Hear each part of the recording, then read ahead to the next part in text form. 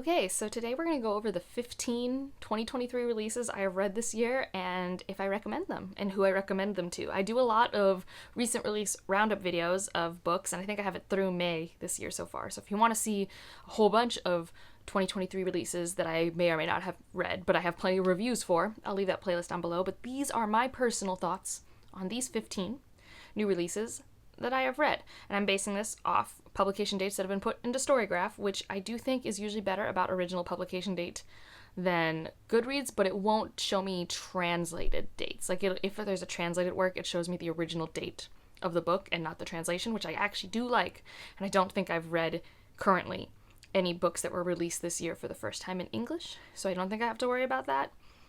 I'll come across that again later this year if I look through and it's oh, I didn't talk about that new release. But I think for the most part, these are the 15. And that feels right because I do read about 30 new releases a year, and this is about halfway through the year. So here we go. I'm just going to go in order from January to now. The first new release that I read this year was Tress in the Emerald Sea. And I mean, you've probably heard several people talk about this. I've in, I think, 2 live shows discussing this. And I will say, having gotten further and further away from reading this book, that it's truly just okay to me. I liked it. I didn't dislike my experience with it. It has a lot of the hallmarks that I enjoy from a Sanderson book, and I do like adult fairy tales. All of those elements are here, but for some reason, I don't know if it's the narrative voice and kind of how distant that got at times and how, moralistic it was in, a fairy tale way, but not one that was resonating with me. I didn't get to be with Tress as much as I wanted to be. I think that was a complaint I had back in January, and it's a complaint I still have now, is I would have liked this book more if it wasn't a narrator telling this story, which is weird because I normally do like that narrative framework. And like I said, I think it's because this would have had more emotional impact on me if I was closer to Tress and not hearing someone tell me Tress's thoughts. There was just this extra filter that I had to get through. But that said, it was really fun watching these people problem solved. I did like the found family. This world is cinematically very cool, and the book production is stunning. I just think that as time has gotten further and further away, I think I gave it a 4.5 when I finished it, because that's how it felt, but I think it's more of a 4. I think it's more of just a solid, this was a 4, I enjoyed it. Next up, we have The Faceless by C.L. Clarke. This I gave a 4.5 when I finished it, and I hold to that. It's the second book in the Unbroken series. I have a review for the Unbroken. I really like this series. I cannot wait for the third book. I think this is a really fascinating, rebellion-focused fantasy story set in a Northern African-inspired setting for the first book, and the second book is set more in a France location, but we go between multiple locations, but there's a France adjacent location, and then there's still the North African inspired location.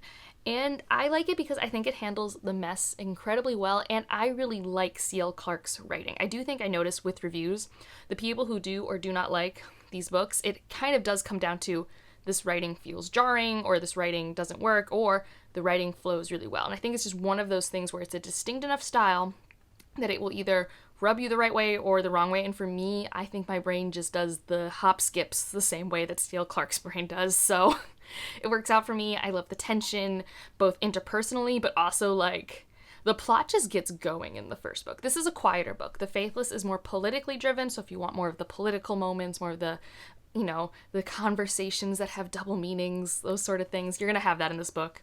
It's wonderful, and I do actually like that it's kind of continued to be a magic is in the background fantasy series. Magic is here, it's important, but it's not a big player, and it's not very well understood. And although sometimes that's not one of my things, it's actually a thing that turned me off from reading The Unbroken when it first came out.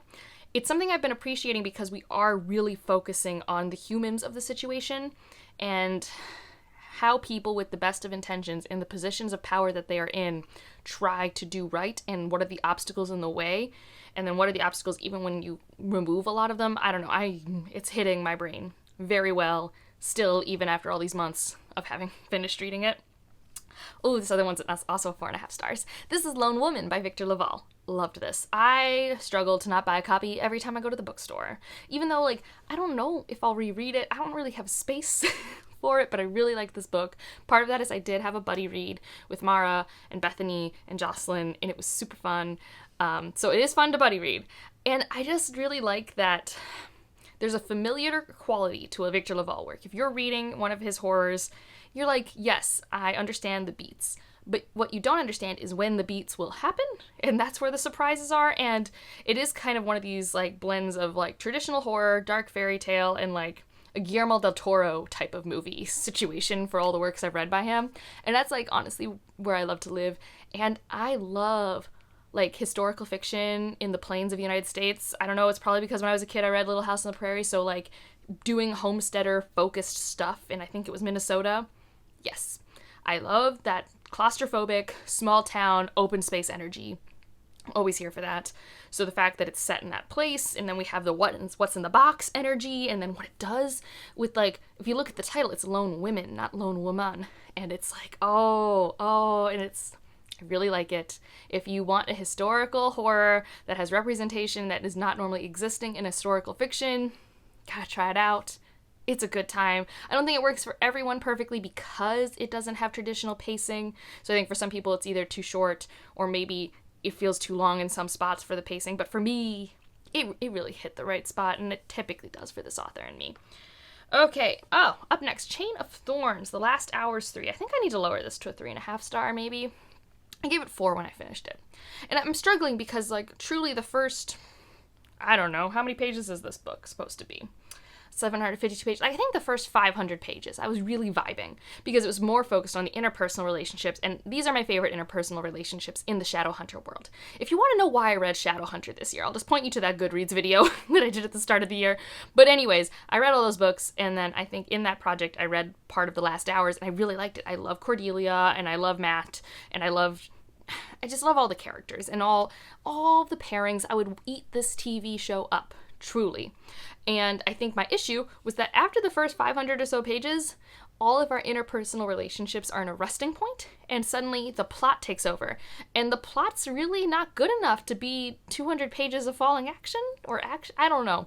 And you're also retreading ground you've already seen in many other Shadowhunter books, and not in a good way.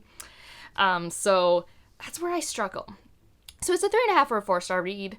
I think it's a solid ending to that trilogy, especially because of how it wraps up all the interpersonal relationship stuff, but it is not a great ending book and definitely suffers from the whole, this author will sell anything we print, so why make it shorter syndrome, sort of thing. And I even have heard from other Cassandra Clare fans that it's a little long for them, so I don't think it's just me. Like, I just do think this was maybe overwritten. Ooh, we got a T. Kingfisher, House of Good Bones. This is a 4.5. I loved this. This is, to me, a story that has a lot of cozy mystery elements, but it's also a horror book. And so what I mean by that is we have Samantha. She's going home to visit her mom, and things are not right in the house. The house is not what she expects, but she has all these traditions with her mom, and then she's home by herself, like late night watching true crime shows. Like, you get a lot of the day in the life energy that I associate with cozy mysteries. So I felt very comfortable with Samantha. I loved her head. She was super funny. It has that T. Kingfisher writing style, that voice. And it is a little disturbing. I don't think I was ever scared, but some of the imagery is grotesque near the end. And, like, I love haunted house stories, so this was always going to be, like, a fun one for me. I don't think it's my favorite thematically in terms of haunted house stories, but I came for a good time. I don't think it's too long. I think it set out what it wanted to do. It made me like vultures.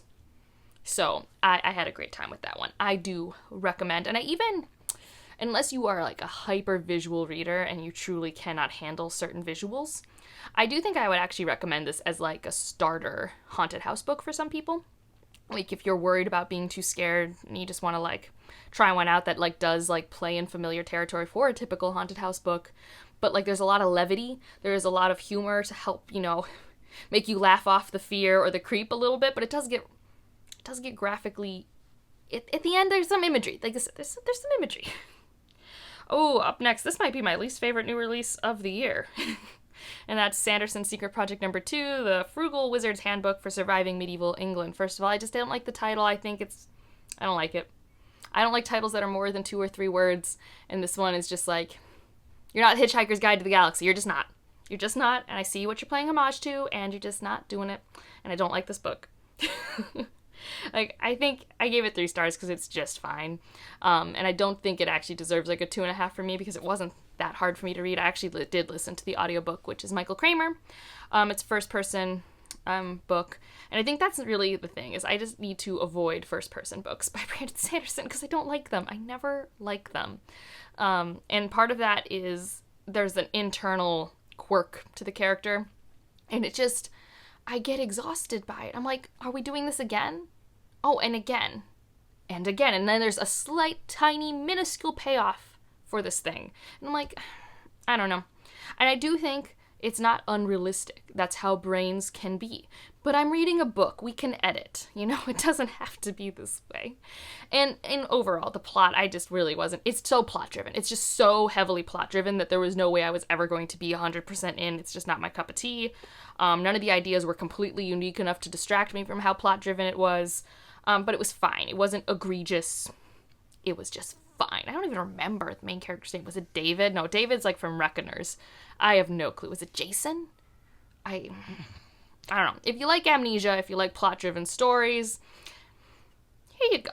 If you like characters like the guy from The Martian or Project Hail Mary, I got that strong, I'm an average dude when he's really not an average dude, right? But pretending, the whole beating yourself down. I can't remember what that's called, but it's that type of character. If you like that, it's very popular in popular science fiction to have that type of character. That's what we have here, and it's not a bad version of it. It's just I think I'm getting tired of it, and Sanderson in first person, not my thing. All right, next up is one of my most disappointing new releases, but I still liked it more than what I just talked about, and that is The Sun and the Void. This is the first book in the Warring Gods, I'm just going to say series. I don't know if it's a duology or a trilogy. I read this earlier in the spring, and I think the ending was way stronger for me than the beginning. And I think in general, the weaknesses just come from this is a debut. So when the scenes were good, they were so captivating to me. I love some of the action scenes, some of the settings.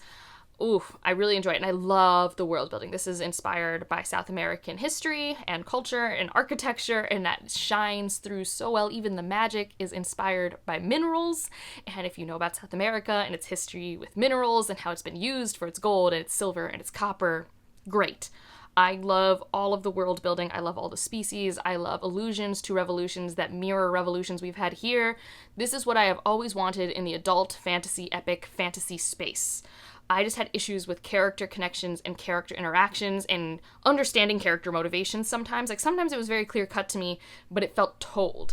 And I think in stark contrast to some of the scenes where I'm shown such vivid action scenes and such vivid uses of the magic, it's well, why aren't you showing me these character interactions? Why is this character so devoted to this other character? I don't feel like I've really understand it. I understand other parts of this character, but not that.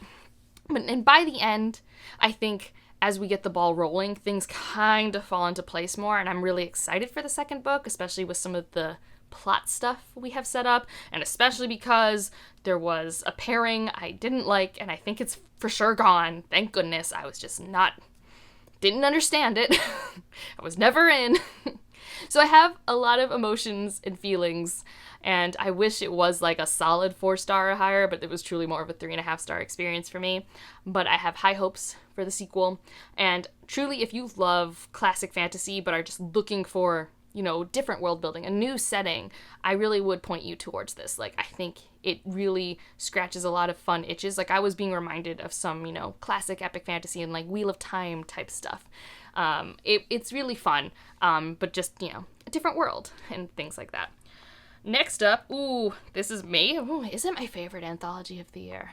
I think it might be. This is New Sons 2. I have a video for this where I do if you like this, try that for each of the stories with a book and vice versa. So it's just a recommendations video where I also talk about New Sons 2, essentially. And I just love this anthology with my entire being. Nisi Shaw really knows how to curate stories that I'm man, these are almost all winners. How? Because if you don't know anthologies, they're really hard to put together with so many different voices. So yeah, don't sleep on this anthology or the first one, The New Sons 1 and 2, if you are looking to start reading anthologies. They're both short and manageable to read. They're not oh my god, there's 50 authors in here. How am I ever going to get through them all? Nope, it's I think 14 or 15 stories each. So really great for exploring new authors and exploring anthologies and short story reading if you're looking to dip your toes. This next one is The Adventures of Amina El Sarafi, and this one's also probably actually Is it a bigger disappointment to me? I can't tell, because I think I was more expecting to be disappointed, but I don't know if that makes it lesser disappointing or not. I don't know. I kind of knew that I might not like this book because it's just very get the gang together, do a questy thing. That's just not me. I don't really love that type of stuff, but it does deliver in that genre very well. Like, I can see it as a screenplay for a movie so vividly. Like, I had just seen the Dungeons & Dragons movie before reading this book, and I'm like, oh yeah, I could see it being done like that. And I don't dislike any of the characters, and I don't dislike any of the pacing or the plot. It's just not for me. I just really wanted to like it. Like, I was hoping that if any author could get me into a questy adventure pirate story, it could be S.A. Chakraborty, because I do really love the Davabad trilogy. I have such fond memories reading and then rereading that trilogy that I was like, maybe. And it just didn't really work out. And I tried physically reading, and I did audio immersion, and it was like, it was fine. I think so fine that I gave it like a 4-star, but I don't have like 4-star emotional feelings. It was just more like, I don't have anything to critique. It's just, and like even in the moment, I wasn't too bad, although near the end I was getting bored. I was just like, I don't care about this fight scene. I'm so bad. I love fight scenes on TV and in movies. I'm very much not for them in books. I'm just like, I don't know why, but I'm very like, if there is no music, it is not fun for me. And that's a me problem. Oh, this is also a disappointing one. I don't know why. Apparently, you know, we started off the year with a lot of great stuff, but I guess I've been reading a few more disappointing ones in this middle section. But we have The Bone Shard War, last book in the Drowning Empire. I have a should you read for that trilogy, and I just think this book is super bloated. One of the great strengths of the first 2 books were how tightly plotted they were, and they are no longer tightly plotted in this 3rd book.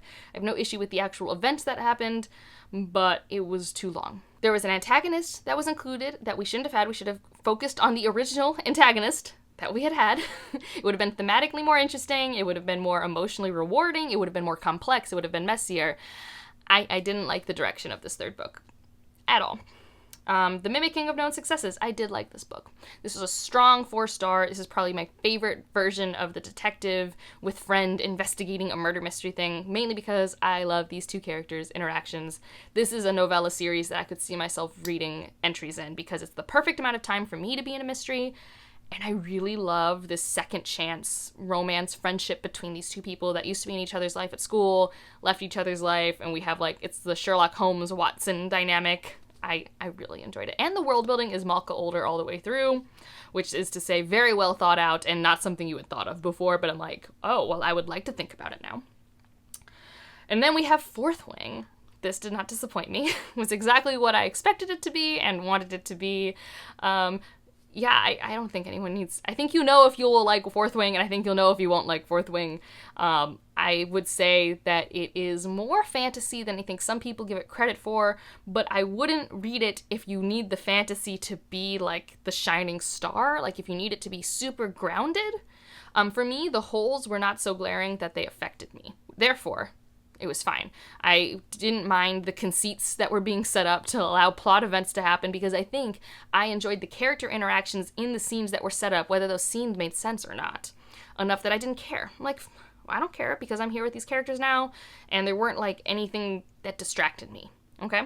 I don't really understand this world. I don't get what we're doing. It's a military book, so there are some things that you know are going to happen. In military fantasy or military sci-fi, there's just certain things you know are going to happen. Tried and true tropes. And then the romance parts of it are very much what you're used to in A Court of Mist and Fury or type stuff, like very like enemies to lovers type energy, which it does typically always work for me. So it had a lot of my trope buzzwords. There's a lot of like mental communication, and that's another one of my tropey things. I love mental communication. Oh, I love it. So this is very fun for me. It was very fun. I think you know if you should read it or not. All right, we have 3 more. We have Yumi and the Nightmare Painter. I think this one I like about as much as Trust in the Emerald Sea. I don't have a lot to say about it. I thought it was a good time. It was imaginative. I do like it has this plot conceit of these 2 characters that have to be together because they're very isolated because of the situation that they're in, and they're from different worlds and have to help each other out in their other worlds and learn new things about themselves. I had a fun time. I do think this and Tress felt like movies to me, and I think because of that, although I enjoyed it, it felt too long of a reading experience, even though they're short for Sanderson books. And then there's, the Cosmere implications that were pretty interesting to unpack, especially with some of the characters that were in this book. And there were some twists I saw coming and some twists that I didn't see coming, so that was a nice change of pace. So yeah, I enjoyed it, but it's been like a month, and who knows if it's just because of my mental health. That's always out there. But it hasn't really stuck with me. Like, these newest Sanderson books have been anywhere from fine to really fun, but none of them have been landing and sticking with me like some of my favorites. And I don't know why. And I don't think it's just like Sanderson's new writing style, because I read The Lost Metal last year and I loved that book. So I think it's just maybe like this batch, what he was exploring with. Maybe it just makes good books but not great books for me, potentially. This one's very good. Drinking from Graveyard Wells. I haven't talked about this book yet. I will talk about it here because it needs more love. This is a short story collection by a Zimbabwean author, and it is so good. The consistency of the quality of stories in this collection is phenomenal. Specifically, it is speculative. There's horror and there's fantastical elements to these stories, and it is focused on life of someone in Zimbabwe or someone from Zimbabwe who goes to the United States. It's particularly focused on women, and I just really liked this collection, and I got to read it with Shannon and Kristen, and it was such a good time. I think about buying this collection a lot. I see it at my bookstore. I highly recommend it. It's so good. Like, you are instantly invested in whatever character or situation you are in from the first page, and there's instant buy-in, instant understanding of the scenes. Like, this is such good short story craft. So good. I can't emphasize that enough, how often it can take me a couple pages to understand what story I'm reading and, why am I here? And in a short story, it's you don't have time for that. Here, it's by the second sentence, I am in, and I won't put it down till I finish that short story. And that's just always such a hallmark of someone doing great art. And then the last one, Lightbringer. This is the most recent book in the Red Rising saga. And I have a should you read for the Red Rising saga if you want to know more. This is great. I really enjoy this book. I feel like I've talked about it a lot recently because I've had it in a couple of Friday reads, but it's good. It's a really good book. It did not disappoint me, thankfully, because truly, after reading Dark Age the first time, I was like, great, I don't have the next book, and I don't like how emotionally I feel after Dark Age. I didn't like it. I was like, ugh, I don't like how I feel. I will read the next book to see if I'm okay with how I feel now, but I don't like it. And now I am so pumped for whenever we get the next book. So, those are the 15 new releases that I've read this year. What are some releases you have read this year that you think should be on my radar? I will have a video coming up soon that are the new releases this year that have come out already that I still want to get to that I haven't yet. So look out for that video soon. And if you just want to leave an emoji to let me know you're here. I don't know. We had a couple books with bones in it, so I guess a bone for House of Good Bones and Bone Shard War. We'll do that. And otherwise, like if you liked it, subscribe if you want to, and I'll see you in the next one. Bye.